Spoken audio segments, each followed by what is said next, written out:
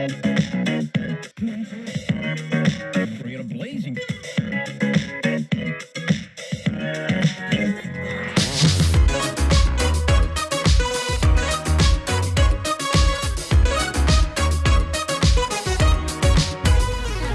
Hey, Coach. Roth, How you doing? Good to How see you doing? Good to see you. thanks for having us. I think it's the first time I've ever seen you sitting down. Always running. Absolutely. So who'd you bring with us today? I have David Cecchi and Lily Dowdell. Hey, Lily. Hey, Nice David. to meet How we you. doing? I'm doing great. Thanks for joining us for another edition of Discover UC. So, Coach, tell me, how long have you been here at UC, and what were you doing before joining us here as Yes. our cross-country and track and field coach? Yeah, so this is my 8th year here at the University of Charleston. And before I came here, I was a public school teacher. I was coaching high school cross-country and track and field, and just always had kind of a goal of mine was to see if I could coach at the collegiate level. And I applied for the job and was blessed enough to get it. And here we are 8 years later, and I'm still a coach. Good. Now, Lily, tell me about yourself. Where are you from? What year are you in here at UC? And what attracted you to become a Golden Eagle? So I'm from Northern Ohio, a small town called Rochester. I'm a sophomore majoring in business, and Coach Bias attracted me to West Virginia. Funny story about that, I was looking schools up online. My recruiting process just wasn't going how I wanted it to, so I made a list of 5 schools of coaches I was going to contact and made my list. I was like, okay, tomorrow I'm sitting down writing emails. That night I got a message from Coach Bias, one of the schools I had put on my list because of the school's website, and here I am. David, I remember you from our MBA class. Yeah. Great student. Been here a long time. Tell us where you're from and what you're studying. So I've been here just about 5 years now, finishing up my second semester of my master's program. I did my whole undergraduate degree here in business admin, and now pursuing the MBA. So I'm originally from Perth, Western Australia, and made the move over here in 2017. So yeah, as I said, like 5 years now, so it's almost become like a second home to me. Now, had you always aspired to go to college in the U.S.? I only started running when I was in I took it seriously, probably grade 11. And I met a good group of friends back in Australia who kind of pushed me to start running seriously, looked at pursuing my education in the States. So it worked out pretty well. Having mum and dad's support and my family's support was also a really big thing as well. So grateful for them to helping me kind of support me while I'm over here. Sure. Have they had a chance to come visit you while you've been here at Charleston?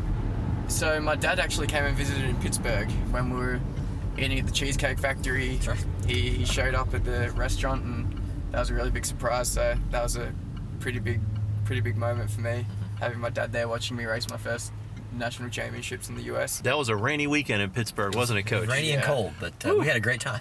Yeah, actually, you guys ran well in the mud. Yes, we did. Add that to your resume. Yes. What are some of your biggest challenges in kind of coaching, both track and field and cross country? And what are some things that just kind of get you excited about getting up every morning and coming to work?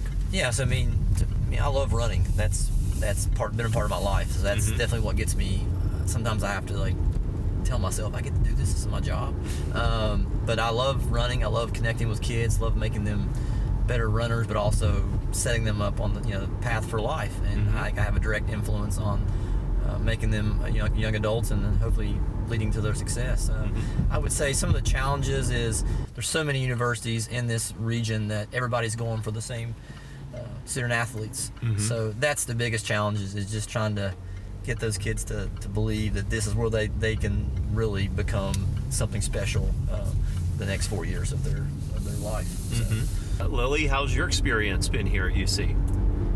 So I have loved being at UC. Last year was a little bit of a challenge with a lot of COVID restrictions, but I think sticking with the protocols has just made this year so much better for me.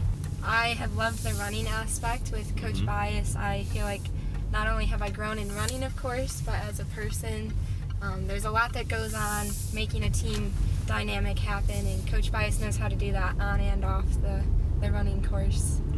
So. Yeah, so tell me a little bit about that. When I think of cross country and track and field. I mean, it's like individuals kind of running and competing, and yet it is a team sport. Yeah, I mean, I think that starts from the first when they get here. We have a meeting and we talk about our team goals, and it is an individual sport in maybe in nature, but at the end of the day, we're trying to run a team race. And when you find that gold jersey in a race and you're able to run with that gold jersey, or you see a gold jersey, maybe you're struggling in part of a race, it kind of gives you a little bit extra energy and a little bit more focus to finish faster and harder. And that's kind of what we try to create in our team culture. And how'd the teams do this year? Lily, how'd the women do? And David, then follow up with how the men did. This was my first real NCAA championship season, and it was beyond exciting. Having our team qualify for nationals for the first time in school history I'm just happy to be a part of it, and glad that I could be there and experience, not by myself, but with my team.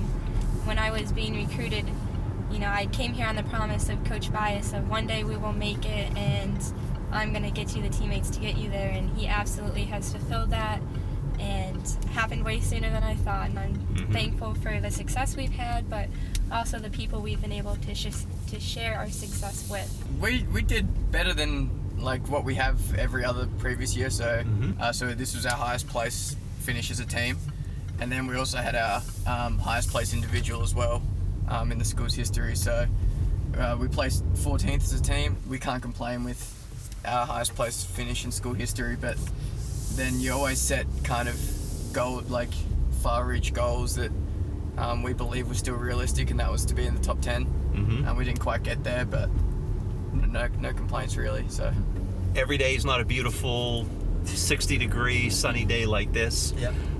So Lily, it's a rainy, cold morning. It's dark out. Coach wants you to go out and run.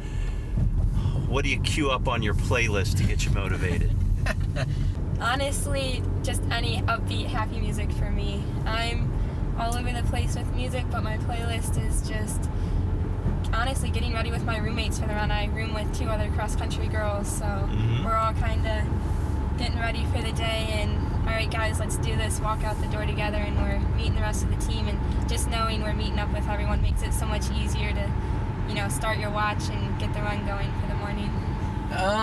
It's a good mix. You have some classics in there, some 80s, 90s, and then you have some of the new upbeat music, but honestly my first thought's just getting to the treadmill if it's miserable outside. Yeah, that's definitely the first Use thought. that runner.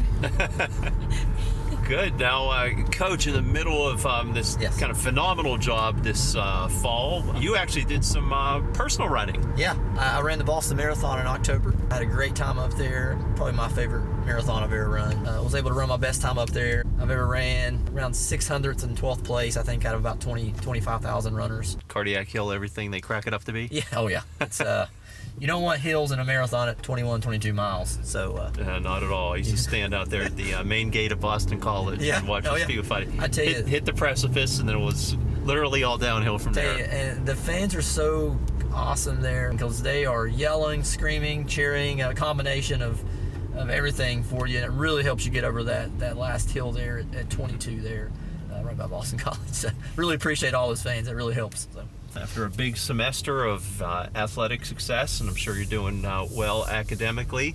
And hey, don't forget, we have a great holiday dinner tonight up in the ballroom. That's so right.